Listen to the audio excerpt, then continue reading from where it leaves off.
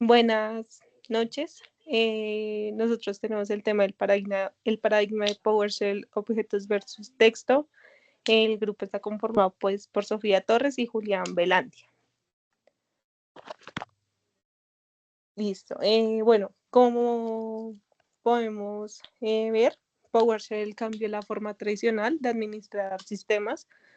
Antes, herramientas como Bash trabajaban únicamente con texto, lo que obligaba a interpretar manualmente la información y pues podía generar errores cuando cambiaba el formato de salida. PowerShell propone un enfoque diferente basando en objetos donde los datos pues ya vienen organizados y son más fáciles de manejar. Además, pues también hoy en día PowerShell ya no es exclusivo de Windows, porque con sus versiones más recientes también funciona en Linux y MacOS, convirtiéndose pues en una alternativa moderna para entornos complejos como la nube y los contenedores como Kubernetes. Siguiente. Bueno, seguimos con el paradigma de texto en Bash. Entonces, todo es texto plano. Entonces, esto es los comandos como el ls o el ps. Entonces, esto generan unas cadenas que requieren herramientas como el AWK o el set para extraer datos. Esto pues con unos riesgos altos, ya que si el formato cambia, por ejemplo, en este caso, para filtrar procesos, entonces la CPU mayor al 10% debe parsear las columnas manualmente. Entonces, mediante este comando, esto causa la inestabilidad en la producción. Eh, Listo. Bueno, aquí podemos ver pues la principal diferencia de PowerShell. En un lugar de trabajar con texto, PowerShell trabaja con objetos de memoria. Esto pues significa que la información mantiene su estructura y su tipo de dato como números o fechas sin convertirse en texto. Por ejemplo, pues cuando filtramos procesos, podemos acceder directamente a propiedades como CPU sin necesidad de buscar columnas manualmente. Esto lo que hace es que los scripts sean más claros, más rápidos de desarrollar y menos propensos a errores. De hecho, pues algunos estudios indican que este enfoque puede reducir el tiempo de desarrollo de scripts de automatización. Siguiente. Listo, seguimos con la estructura de los objetos. En este caso, cada objeto en PowerShell está compuesto por propiedades que representan los datos y métodos que permiten realizar acciones sobre dichos datos. Además, cada valor posee un tipo definido, lo que facilita su manipulación sin necesidad de conversiones adicionales.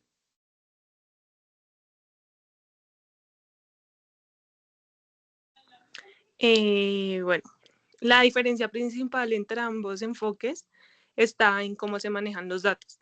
El paradigma de texto, la información debe interpretarse manualmente porque el sistema solo ve caracteres. En cambio, el paradigma de objetos, los datos ya vienen organizados y estructurados, lo que permite acceder directamente a la información sin necesidad de procesarla manualmente. Esto pues hace que el trabajo sea más preciso y mucho más eficiente. Bueno, iniciamos con la comparativa. En este aspecto, entonces tenemos el Bash y el PowerShell. Entonces, en el pipeline, pues primero en Bash es un flujo de bytes serializado, cada comando relee los strings. Y en el PowerShell, los objetos.NET en memoria pasan referencias completas. En este caso, la ventaja principal sería la eficiencia, no se realiza datos innecesarios. Luego iríamos con el filtrado sobre datos.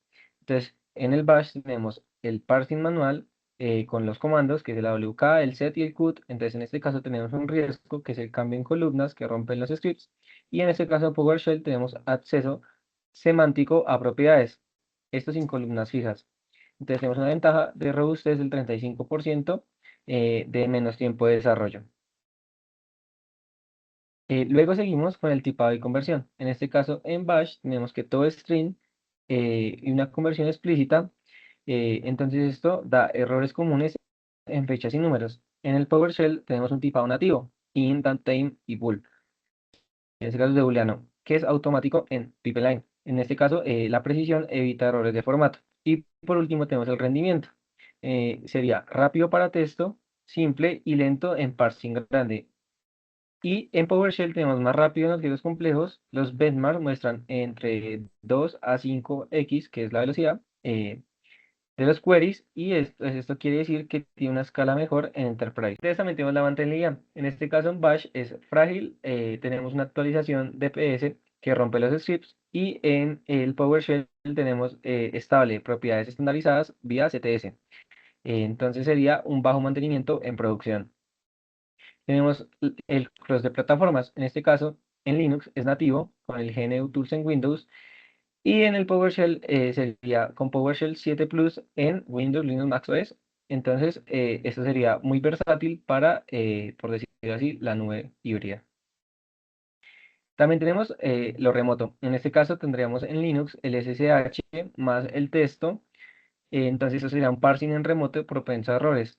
Con PowerShell tenemos un invoke command que es para objetos serializados, ideal para Kubernetes y AWS. Es de una ventaja que sería la automatización distribuida superior.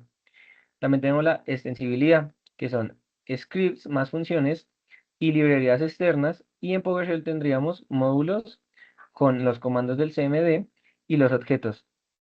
Por ejemplo, Azure. Entonces, esto sería un rico ecosistema de DevOps. También tenemos el ejemplo de seguridad. Tenemos el netstat, el greplisten, el AWK, que en este caso sería frágil. Y en PowerShell tenemos el get, que entonces en este caso sería el seleccionar el objeto en el proceso. Entonces, en este caso sería preciso y sin hacks. Y por último tenemos el uso en producción, que en Linux utilizamos archivos simples, que es el 80% de casos Unix. Y en PowerShell domina el Windows Cloud, entonces la Red Hat adopta PS Core para contenedores y sería una ventaja ya que en el futuro Prof para inframoderna. Bueno, aquí pues también podemos comparar cómo trabajan Linux y Windows internamente. Linux se basa principalmente en archivos de texto para guardar configuraciones y estados del sistema. Para eso el paradigma de texto funciona de manera natural pues en este entorno. Muchas herramientas leen y modifican directamente estos archivos usando comandos tradicionales.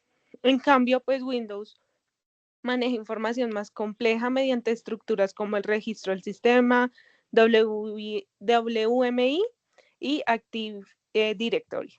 Estas tecnologías almacenan datos organizados y estructurados, por lo que trabajar con objetos resulta pues más eficiente. Por eso PowerShell se adapta mejor a Windows, ya que permite acceder directamente a esa información sin convertirla a texto.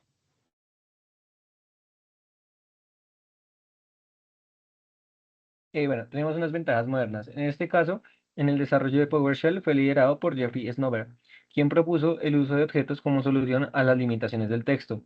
Diversos estudios han demostrado que este enfoque mejora la eficiencia y confiabilidad en la automatización de sistemas. En cambio, PowerShell elimina el impuesto del parsing. Es el proceso de analizar una cadena de datos, usualmente texto, para desglosarla en partes más pequeñas y estructuradas, siendo reglas gramaticales específicas, permitiendo scripts como lenguajes de programación reales, perfecto para un DevOps distribuido en 2026. Su adopción en Linux crece por integración con JSON o XML y el remoto.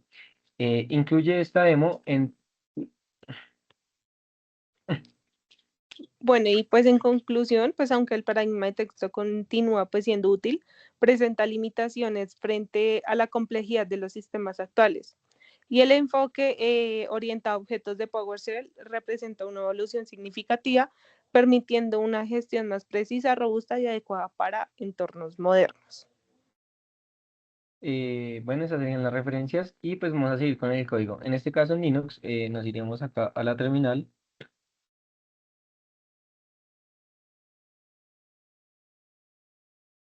En este caso, para mirar el código, ahí lo ejecutamos y de esta forma lo miramos. Listo. Entonces, primero pues, ¿qué hace este script? Entonces, el primer paso es consultar el estado inicial. Entonces, lo que esperamos con ese resultado sería mostrar si los cubes está activo o inactivo. Luego tenemos el segundo paso, que sería detener el servicio, que es para que el CUPS pase de active a inactive. El paso 3 sería verificar la detención, que esto confirma realmente si se detuvo. El cuarto paso sería reiniciar el servicio, que el CUPS regresa active. Y por último, reportar el estado final, confirma si el éxito o falla del ciclo. Entonces, en general, ¿qué hace el script? Gestiona el ciclo de vida del servicio CUPS, que es el Common Unix Printing System, y el comando systemctl. Y bueno, ya especificando un poquito más en la estructura, iniciaremos con la definición del servicio, que en este caso sería el servicio igual a CUPS. Em, entonces, digamos, esto nos serviría si quisiéramos gestionar otro servicio. Solo bastaría con cambiar esta línea. Luego seguiríamos con la función de mostrar estado. En este caso, esta función es reutilizable que imprime las primeras 8 líneas de la salida de systemctl status enmarcadas con bordes decorativos.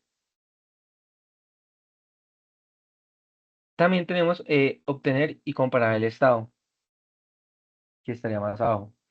En este caso, aquí aparece el paradigma de texto. Se compara una cadena de caracteres. Si systemctl cambiara su salida, el script rompería. Y por último, tenemos el bucle de espera del polling. Como Bash no tiene un mecanismo nativo de espera por estado, el script implementa un bucle de sondeo, verifica cada segundo durante máximo 30. Entonces, en PowerShell esto se reemplaza por un método objeto. Entonces, sin bucles manuales, que sería la diferencia con el código en Linux.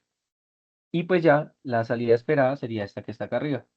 Entonces nos bota el estado inicial, la verificación post detención, nos verifica si está detenido, nos reinicia el CUPS y nos da la salida final.